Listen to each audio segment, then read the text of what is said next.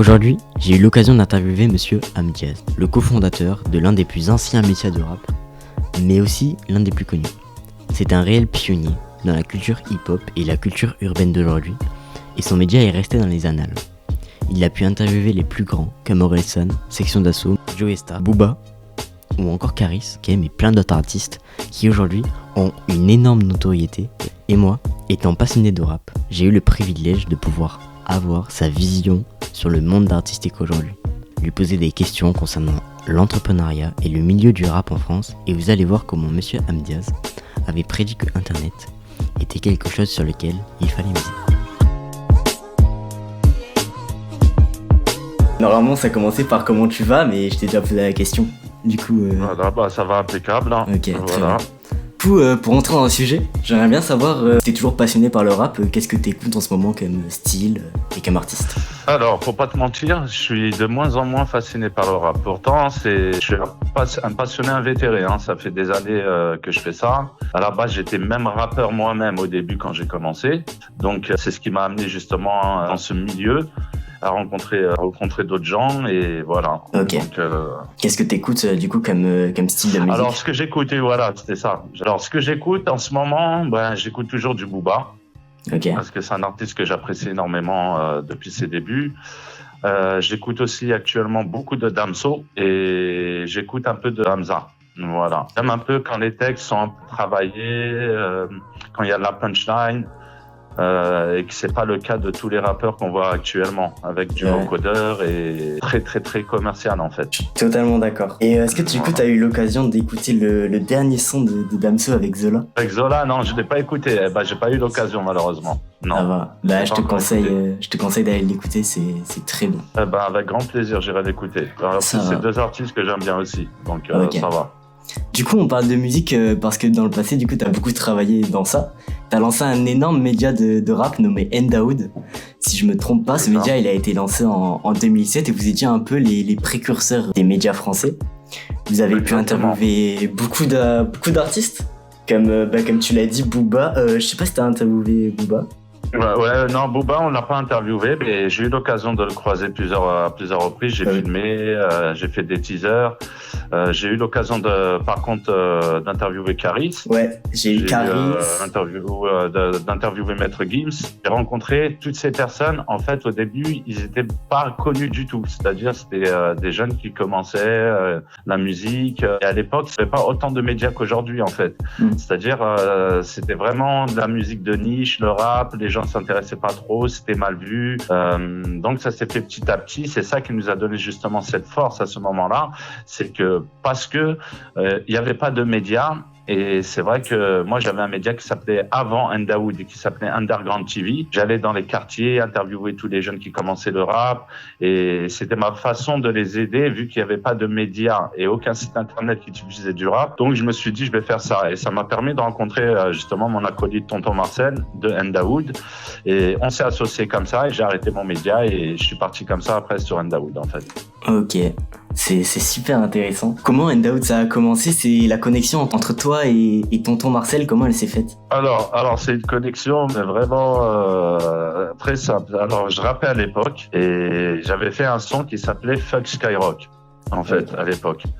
Et j'ai appelé beaucoup de médias et beaucoup de gens ne voulaient pas venir m'interviewer sous prétexte que pourquoi je disais Fuck Skyrock en fait parce que c'était la radio à l'époque, la seule radio qui diffusait du rap. Donc beaucoup ne voulaient pas se mêler à ça.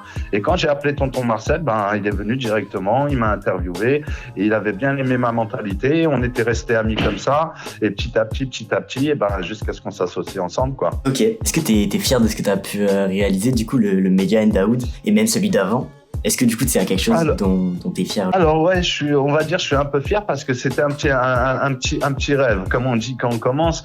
Au départ, pour moi, c'était des gens que je voyais. Tu vois, le rap, c'était des gens que j'écoutais à la radio. On les voyait pas à l'époque autant à la télévision.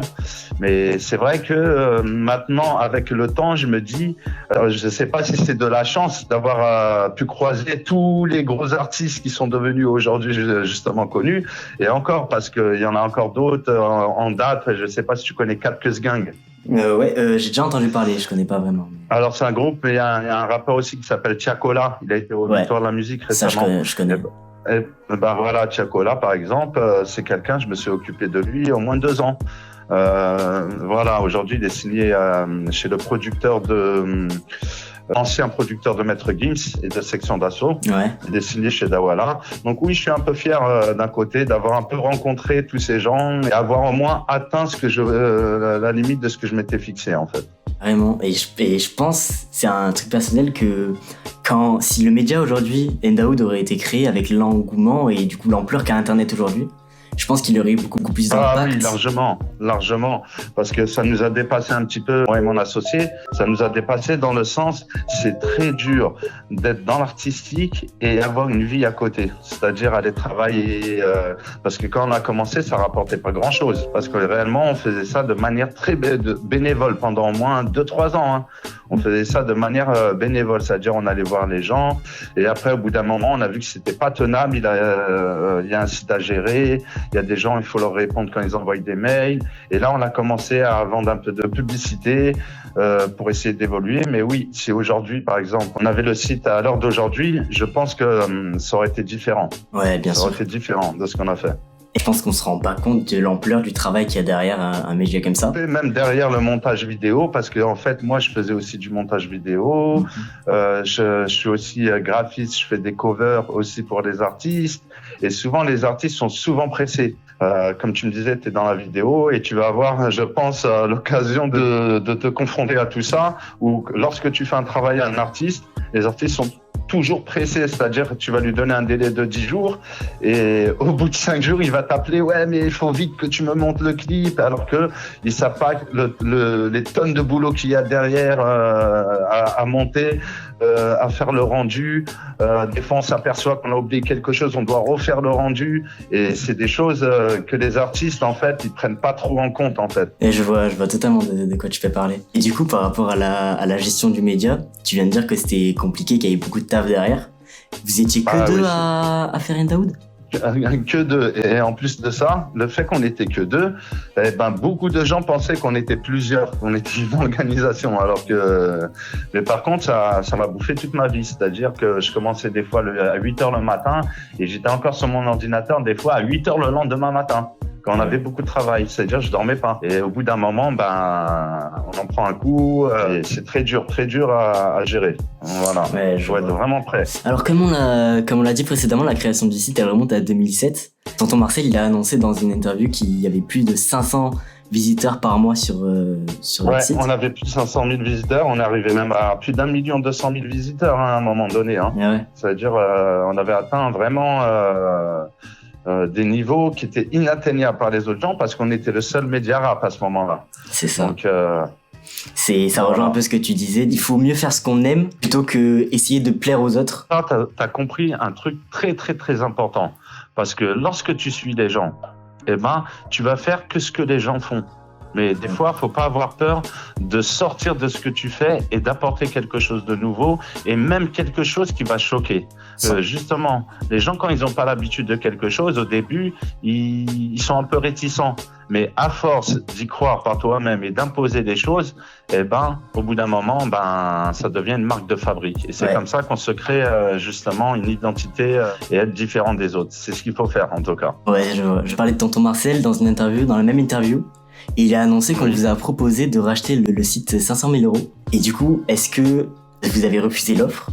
Alors, je vais t'expliquer. En fait, il a grossi un petit peu le chiffre, tonton Marcel. C'était plus 100 000 € que 500 000. Okay. Mais tonton, voilà, il voulait utiliser le fait de mettre plus pour qu'on nous propose plus. Ouais, donc, c'est vrai qu'on a été peut-être bête sur le moment d'avoir refusé. Mais pourquoi on a refusé ? C'est parce que si on avait accepté, on n'allait plus être les décideurs, justement, de notre média sur le moment. Et nous, on a voulu toujours rester indépendants. Et ça veut dire donner la parole à tout le monde sans exception.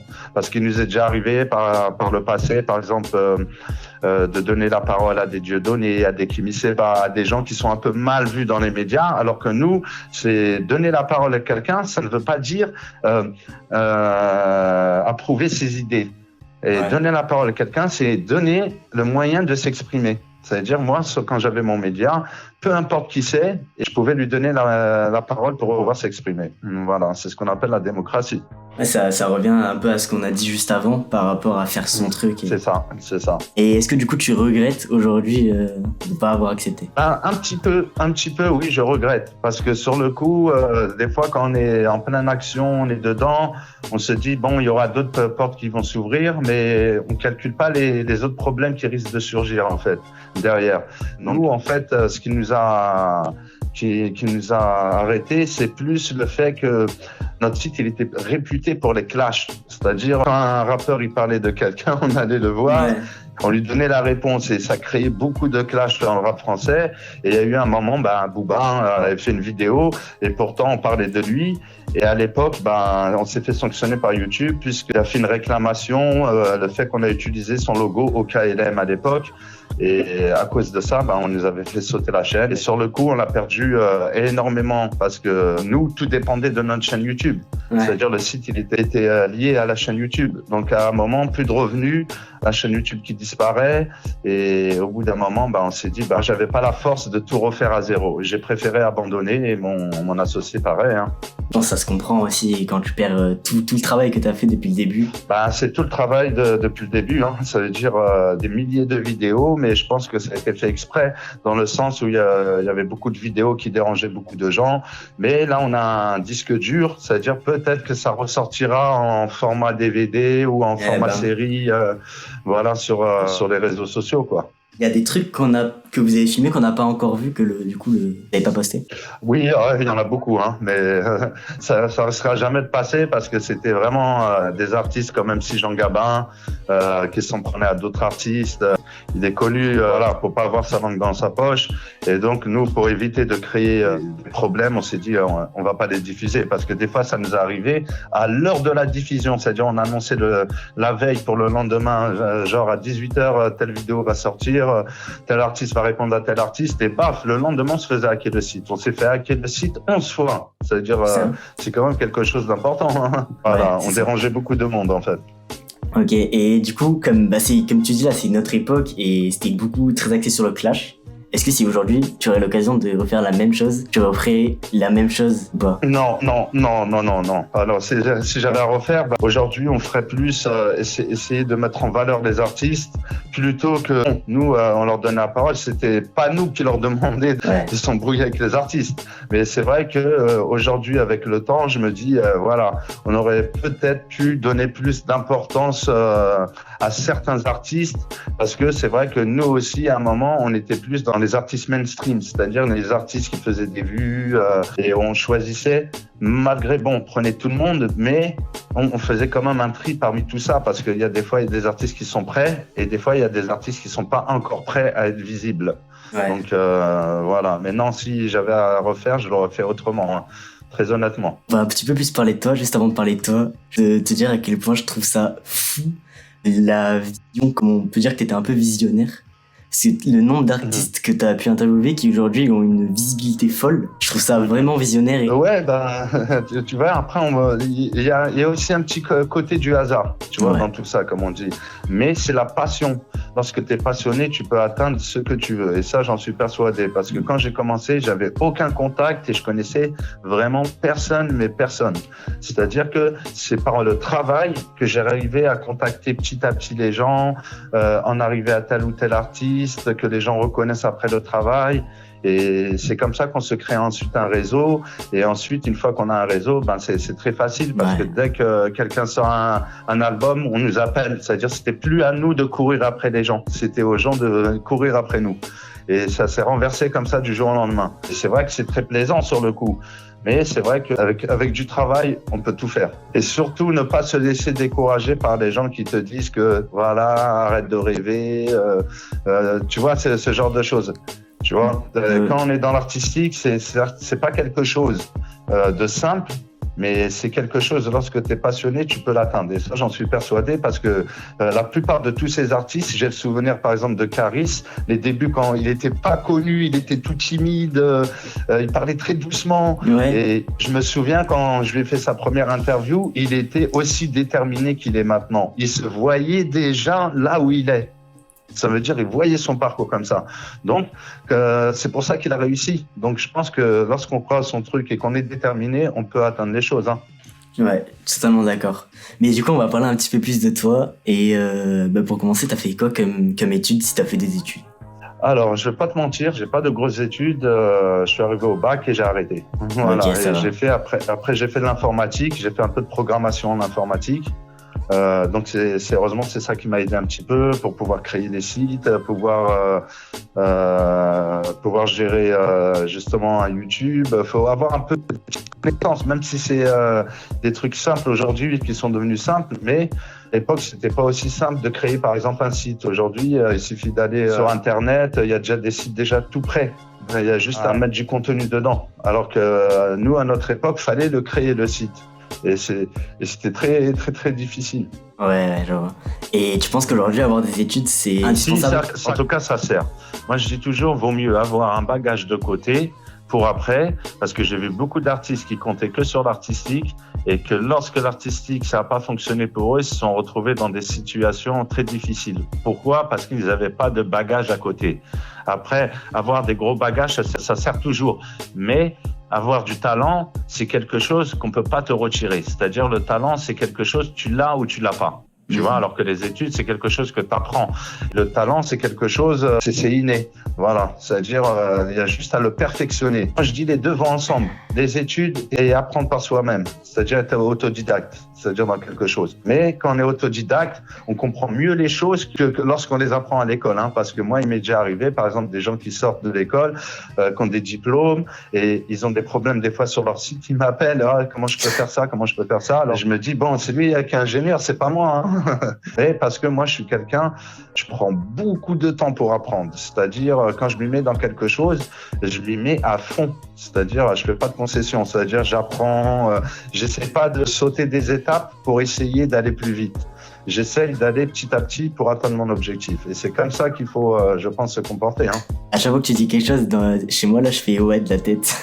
Comme ça, je suis super d'accord avec toi. Et faire la chose qu'on aime, quand on fait la chose qu'on aime, ma mère, elle me dit toujours qu'on n'a pas l'impression de travailler. Tu travailles et tu fais ta passion. C'est ça. Parce que quand tu aimes quelque chose, c'est pas quelque chose qui devient d'agaçant, de lourd. Ça vient de manière très naturelle. Et quand tu fais les choses naturelles, t'as pas l'impression de travailler. Et moi, c'est ce que je ressentais quand je travaillais au début sur Andaoud. C'est-à-dire, j'étais là toute la journée malgré ma fatigue, mais c'est ce que je voulais faire. Donc, je me sentais bien. Du coup, là, aujourd'hui, tu fais quoi? Et en fait, après Andaoud, par quelle étape t'es passé? Alors, après Andaoud, j'ai fait carrément l'inverse. J'ai arrêté à un petit moment. Je suis reparti retravailler. J'ai fait un boulot qui a rien à voir avec ce que je fais. J'ai fait de la charcuterie, alors pour te dire. Okay. Tu vois, j'étais vendeur en charcuterie.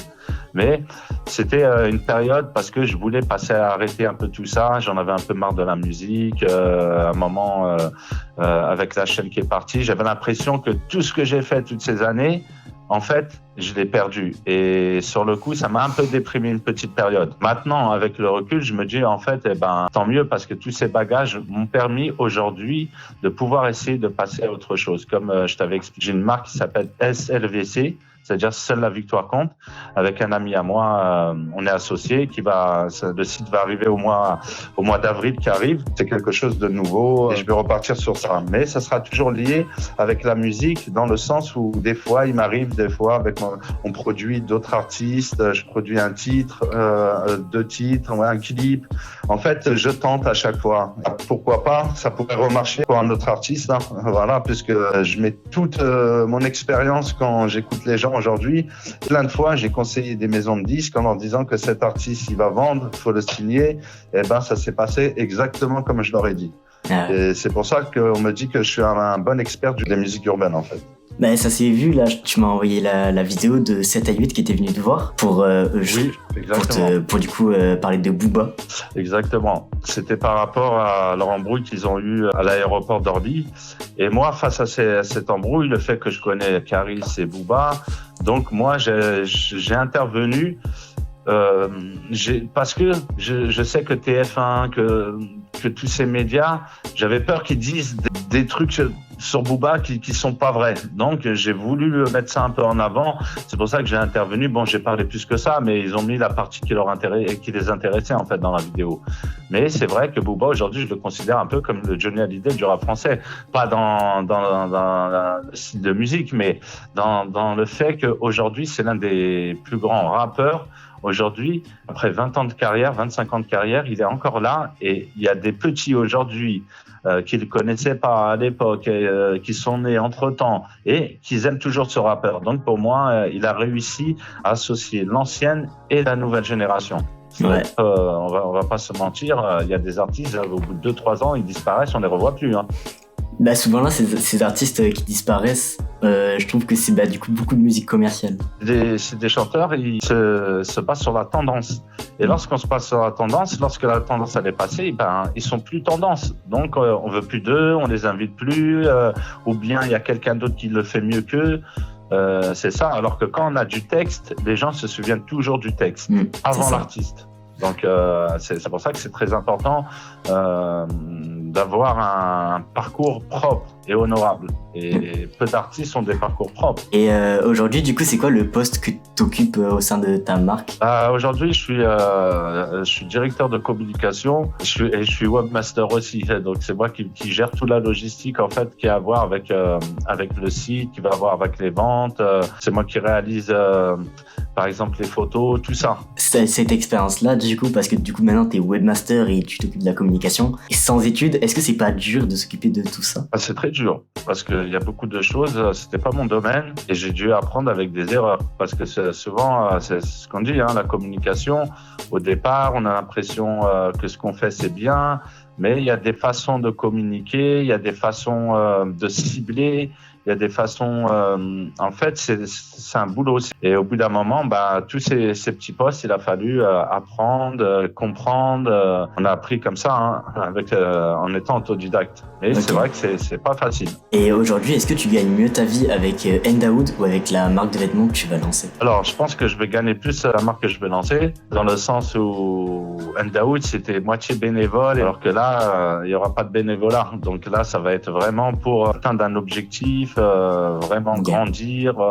pouvoir arriver à une boutique physique, développer une franchise. Ça va aller plus loin, en fait. Moi, mon souhait, c'est ça. C'est-à-dire, à partir du moment où je me lance dans quelque chose, parce que ce serait bête de commencer petit, ne pas grandir. Tu vois, souvent des gens ont peur aussi de grandir, parce que moi, je connais des artistes, ils ont peur que ça pète pour eux et qu'ils savent pas comment gérer derrière. Tu vois, donc c'est pour ça, c'est toujours bien d'avoir des bonnes équipes et des bonnes personnes autour de toi qui peuvent te soutenir dans tes projets. Parce que lorsqu'on n'a pas des bonnes personnes autour de soi, les gens dans ce genre de milieu, il suffit, moi je l'ai vu, j'ai eu l'expérience à maintes reprises, pour 100 €, ils peuvent changer de phase et partir ailleurs. C'est-à-dire te laisser en plan. Parce que la personne a plus de moyens que toi pour le payer. C'est des milieux où les gens, ils sont pas super fiables. C'est pour ça que c'est bien de s'entourer d'une équipe fiable. Ouais, et entre ces deux expériences, c'est laquelle que tu as le plus aimé, c'est de faire ta marque ou du coup de travailler sur Ndaoud ? En fait, on va pas se mentir, c'est une continuité pour moi. C'est-à-dire, j'aime beaucoup aimer Ndaoud parce que j'ai passé des super moments, on a rencontré des artistes, ça m'a permis de voir comment ça se passait de l'intérieur. Parce que quand tu es de l'extérieur, on voit un artiste, mais après, on a l'impression, on les voit sur les plateaux télé, on les voit chanter, que ça va, mais en fait, la plupart, ils sont du matin au soir en studio, ils courent de droite à gauche, ils doivent préparer leurs dates, préparer leurs concerts, et tout ça, ça demande énormément de temps. En Ndaoud, je pense que j'aurais pas fait ce que je fais aujourd'hui. J'aurais peut-être fait autre chose. Pour moi, c'est une continuité. Comme tu en as parlé tout à l'heure, et j'ai eu l'occasion aussi de rencontrer A2N. C'est Annabelle, du coup, c'est un artiste avec lequel tu as pu avoir contact. Oui. Alors, c'est pas que j'ai pu avoir contact, c'est une artiste que je connais depuis depuis belle lurette. Je l'ai connue quand elle commençait à rapper. Je l'ai rencontrée avec Tonton Marcel et elle lui avait fait écouter ses sons et Tonton, il était pas très accroché. Il avait pas trop accroché parce que lui, il préférait plus les sons de la rue, du terre-terre, des sons un peu plus violents. Et sur le coup, moi, quand j'ai écouté, franchement, ça m'a touché. Donc, j'ai vu maintenant, avec le niveau aujourd'hui qu'elle a atteint, parce que c'est vrai que quand on commence et ce niveau, elle l'avait pas à l'époque, mais maintenant avec elle est plus tendance, elle arrive à comprendre mieux, c'est-à-dire la musique, et je pense que moi, en tout cas, c'est vraiment mon artiste de cœur. C'est-à-dire si j'ai une artiste à aider maintenant, ce serait que elle. J'ai développé avec elle une confiance, et c'est ce que je disais, c'est ce qui manquait avec les artistes. C'est-à-dire des fois j'ai développé des artistes et dès que quelqu'un est venu, il leur a proposé une somme d'argent, eh ben ils ont préféré la somme d'argent plutôt que ce que j'ai fait pour eux et pour le travail. Et ils sont jamais revenus derrière me remercier ou même me payer. Donc c'est très grave. Ah ouais, et bah du coup c'était ma question, c'est est-ce que du coup tu fais ça pour le plaisir ou tu reçois une contribution financière derrière? J'étais aussi producteur, donc des fois je mettais mon propre argent pour payer les studios aux artistes, pour payer leurs clips, payer leurs promotions. Et des fois il y avait rien qui revenait derrière, parce que moi je fais tout par passion. C'est-à-dire je pars pas du truc au début, ça va me rapporter tant, ça va me rapporter tant. Je pars du principe en me disant j'aime cet artiste et j'ai envie que cet artiste réussisse. Et souvent, les artistes, des fois, ils sont pressés, parce que souvent les artistes sont jeunes. Ils me répondent oui, mais là, le temps il va passer, on met trop de temps pour faire un clip. Et des fois, c'est pas eux qui payent de leur poche. Eux, ils sont pressés, mais ils mettent rien. C'est-à-dire, c'est des gens qui croient en eux, qui mettent de l'argent sur eux. Eux, ils ont rien à perdre. Et souvent, les artistes, ils sont pressés. Des fois, ça se passe pas comme on l'aurait voulu. Et des fois, moi, quand je vois que les gens sont pressés, et moi, je suis pas le genre de gars à leur dire, même si on a signé un contrat, je leur dis, écoute, si tu veux partir là-bas, pars. Il n'y a pas de souci, j'engagerai pas de poursuite, je ferai rien. Je leur donne cette chance-là de partir. Mais les gens ne s'en souviennent jamais. C'est très rare que quelqu'un revienne nous dire merci, quoi. Je trouve ça vraiment pas très professionnel, la manière dont les artistes peuvent traiter un contrat ou même te traiter en tant que personne. Je pense que de toute façon, ils se rendent pas compte du travail. On se rend très peu souvent compte du travail managérial et tout le travail qu'il peut y avoir derrière un artiste, du travail de communication, etc. Et encore, tu verras par toi-même quand tu commenceras, parce que pour commencer, des fois, il faut commencer à faire des petits montages. Tu vois, après, pour comment communiquer avec les artistes, aujourd'hui, c'est ce que je dis aux gens, avec l'époque dans laquelle on est, on n'a plus besoin de connaître telle ou telle personne. Moi, je disais aux gens, c'est mieux de connaître personne plutôt que de connaître des gens. Parce que tu connais des gens, tu t'es obligé à chaque fois de passer par telle personne pour atteindre la personne que tu souhaites. Alors que là, avec Internet, sur Instagram, moi, ça m'est déjà arrivé plusieurs fois de contacter directement les personnes sur Instagram. Et souvent, les gens, ils répondent. Quand ton travail, il est bon, ils vont te répondre. Tu vois, tu peux leur dire, voilà, regarde, j'ai vu ton truc, j'ai fait un petit montage avec ta chanson, j'ai fait ci, j'ai fait ça. Et des fois, les gens te font la promo. Et c'est comme ça que ça démarre. Au début, tu peux pas faire payer des gens parce que les gens, ils ont besoin d'être convaincus par ton travail pour pouvoir mettre de l'argent. Mais faut pas le faire tout le temps. C'est ça que je disais, parce que lorsque tu le fais tout le temps, les gens ils prennent une sale habitude de croire que tout est gratuit. Et quand c'est gratuit, malheureusement, ça valorise pas le travail que tu leur fais. Parce que quand tu donnes un travail gratuit, les gens pensent que tu l'as fait de manière très facile, en peu de temps. Et ils te donnent pas cette importance que le travail que tu leur as rendu devait avoir, quoi. Est-ce que t'as des noms d'artistes, si ça te dérange pas de les citer, où tu pourrais dire que eux, ils ont été très reconnaissants par rapport à ton travail? Peut-être tu les connais pas, mais Alibi Montana. En tout cas, si tu tapes Alibi Montana, tu vas trouver, parce qu'à un moment, c'était un artiste, il était aussi bankable. Tu vois, il a fait des trucs avec Diams, il a des feats avec tout le rap français. Tu vois. Ok. Et c'était un très très très bon artiste. Franchement, il m'a amené beaucoup avec lui en Suisse, en Belgique. Il m'a amené dans les maisons de disques. C'est-à-dire, il m'a amené à l'intérieur de la machine, comme on dit. C'est-à-dire, ça te permet de bien voir les choses. Parce que quand tu es à l'extérieur, comme je te disais tout à l'heure, tu vois pas les choses, comment elles se passent, comment les gens ils négocient dans les contrats. Et tous ces trucs-là, c'est des choses importantes à comprendre. C'est-à-dire, une fois que tu es rodé dans tout ça, et comme je t'ai dit, il n'y a pas beaucoup d'artistes, parce que franchement, moi, je leur en veux tous un peu. Je vais pas te mentir. Tu vois, que ce soit les Caris, que ce soit les Lacrim, les Rof, tous ces artistes, moi j'ai trouvé qu'ils n'étaient pas assez reconnaissants pour le travail et l'aide qu'on leur a amené. Je pense que ça se voit un peu dans leur manière, ils sont très dans le développement de leur personne et je trouve qu'ils sont pas trop reconnaissants. Et jamais, tu vois, je vois une story d'eux qui disent merci à telle ou merci à telle personne de m'avoir aidé sur le projet. Et c'est ça, il y a beaucoup d'artistes qui sont imbus de leur personne. Ils pensent qu'ils sont arrivés là où ils sont juste par leur talent, alors que c'est faux.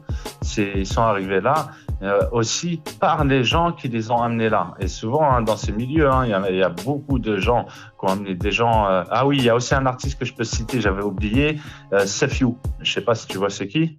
Il a été victoire de la musique, tu vois. Il a été très connu. Il a eu une victoire de la musique aussi. Et j'étais là au Zénith.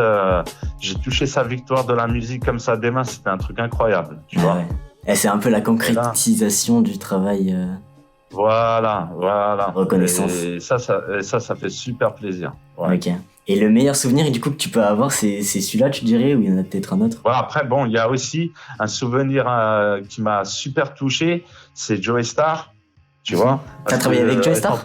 Oui, j'ai travaillé, on a fait une vidéo pour lui, on a fait un teaser et tout, parce qu'en fait, il sortait un projet qui s'appelait Caribbean Dandy, tu vois. Okay. Ce projet-là, il nous avait invités avec tonton Marcel pour aller filmer. Il a fait une grande soirée, il y avait Béatrice Dalle, il y avait Lorco City, il y avait plein de producteurs, de gens. Et nous, tellement on avait l'habitude, moi et tonton Marcel, d'aller que dans les trucs de la rue, la street, les gens, ils t'offrent même pas une canette de coca, t'arrives et tout. Et nous, quand on arrivait là-bas, alors que je m'attendais, pourtant, moi, je suis un fan invétéré de Joey Starr depuis que je suis petit, tu vois. Bon, maintenant, ça a changé parce que j'ai pris de l'âge et j'adorais Joey Starr. Et le seul rappeur que j'avais pas croisé.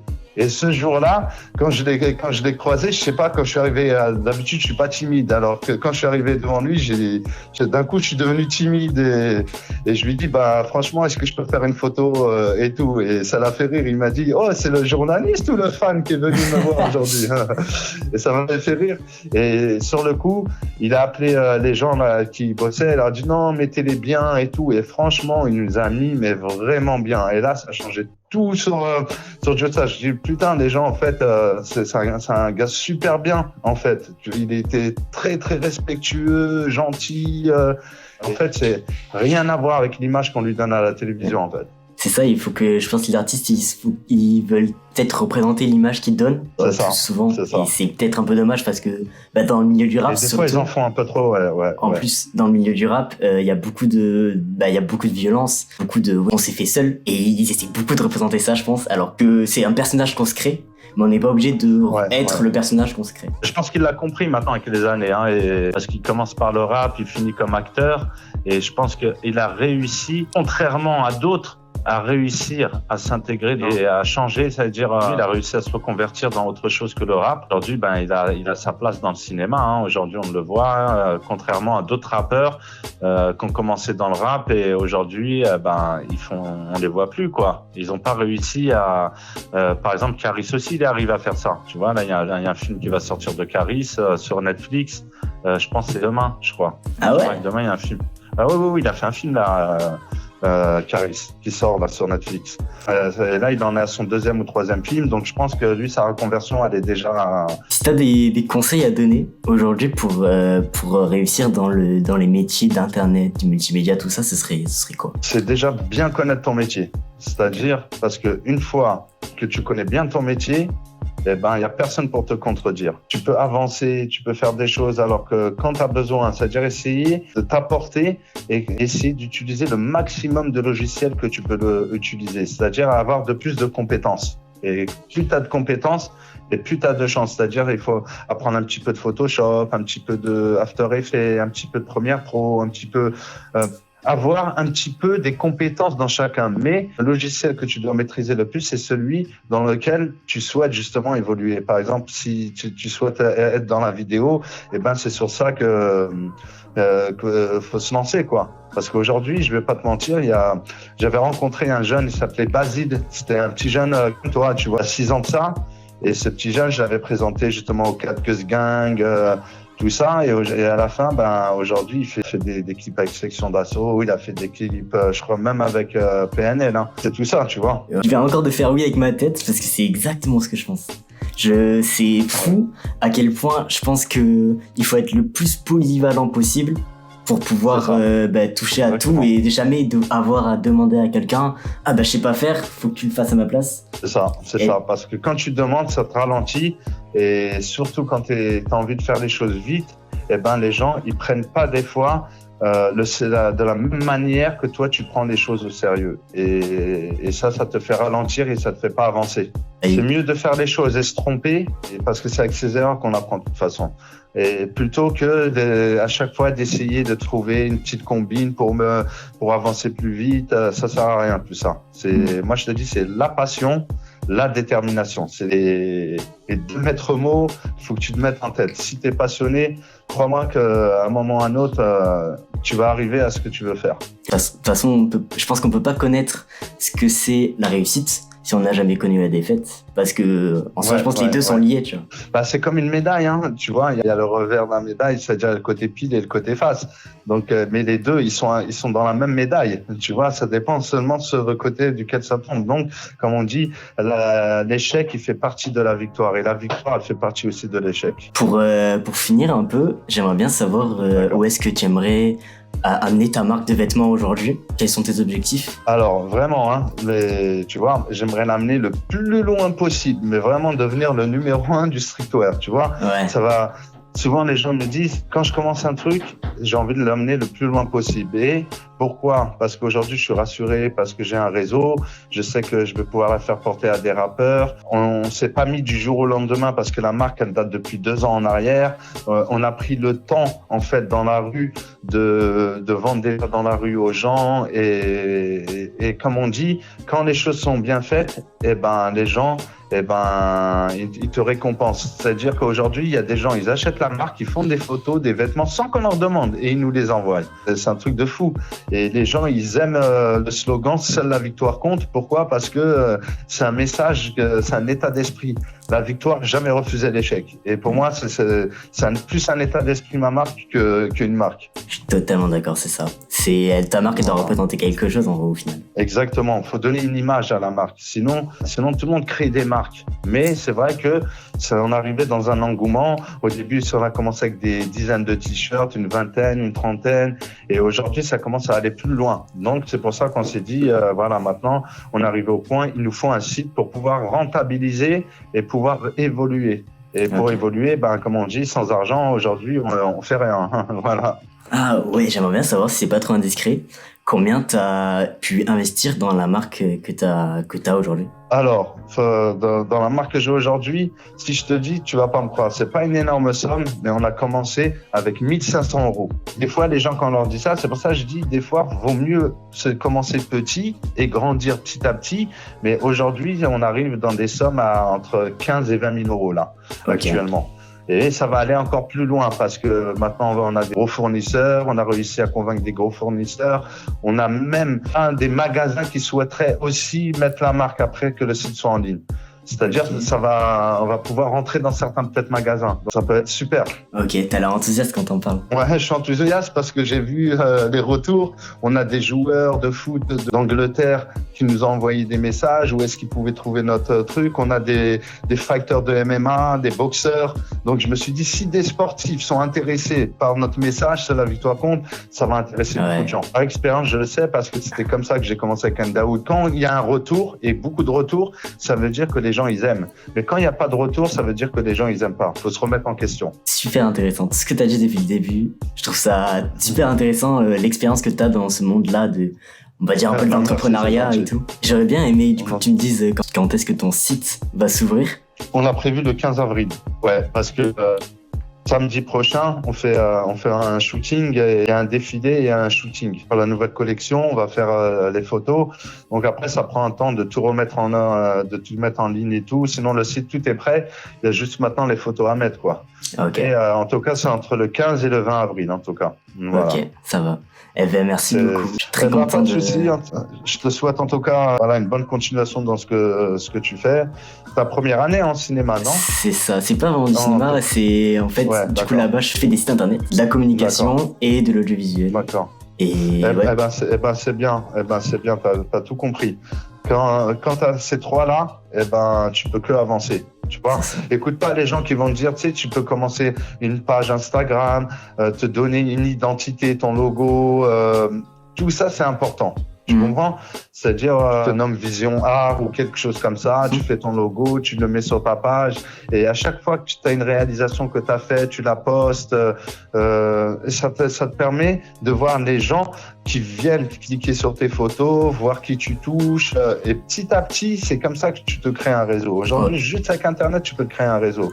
Après, bon, il y a beaucoup de choses aussi que je fais. Aussi, j'avais oublié, je t'en ai pas parlé tout à l'heure, c'est que j'achète des fausses vues aux rappeurs. Ok. Ah, ok. C'est intéressant ça. Voilà. Il n'y a pas beaucoup de gens qui le font. Et moi, comme je suis dans le domaine depuis très longtemps, donc j'ai beaucoup de contacts justement avec les gars qui font ça. Souvent, c'est moi, des fois, sur des sorties, la personne veut atteindre 1 million de vues.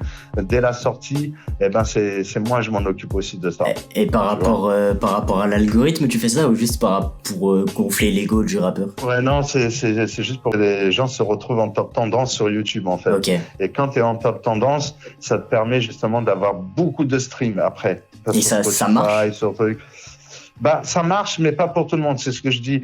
Il y a beaucoup de gens dans leur tête et qu'ils n'ont pas de buzz, ils sont connus de nulle part et tout. Et moi, des fois, ils viennent me voir, ils me disent je veux mettre 300 000 dès la sortie. Et je leur dis c'est des trucs qui sont pas faisables pour lui parce que personne le connaît, ça va être suspect parce que quand YouTube il s'aperçoit par rapport à l'algorithme que sa page elle bouge pas d'habitude et que là d'un coup il y a 300 000 vues, eh ben YouTube des fois il peut te retirer les 200 000 vues d'un coup. Hein, comme ça arrivé. Ouais. Des fois j'ai mis des vues à des artistes, c'est même arrivé à des artistes connus, hein, tu vois, où genre ils ont essayé de se placer en haut, mais ça n'a pas marché pour eux, tu vois.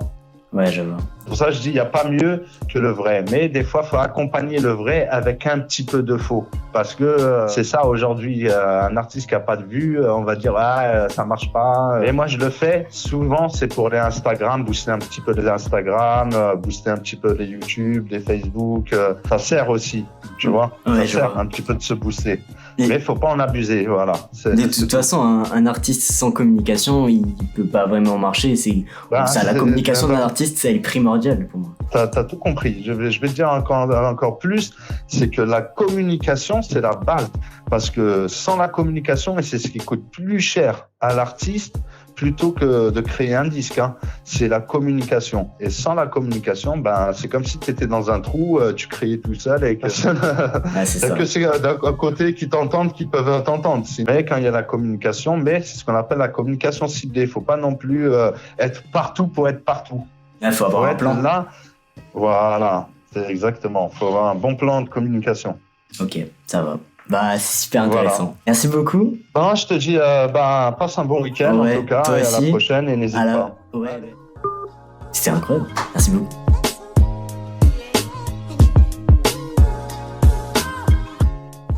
Je voulais rajouter un mot de fin au podcast. Tout d'abord pour remercier Monsieur Amdiaz pour l'entretien que nous avons pu avoir, ainsi que Annabelle qui m'a permis de contacter Monsieur Amdiaz, ainsi que Annabelle, surnommée A2N, qui m'a permis de contacter Monsieur Amdiaz. Et vous remerciez vous d'avoir écouté ce podcast. Je vous souhaite une bonne journée ou une bonne soirée et à la prochaine.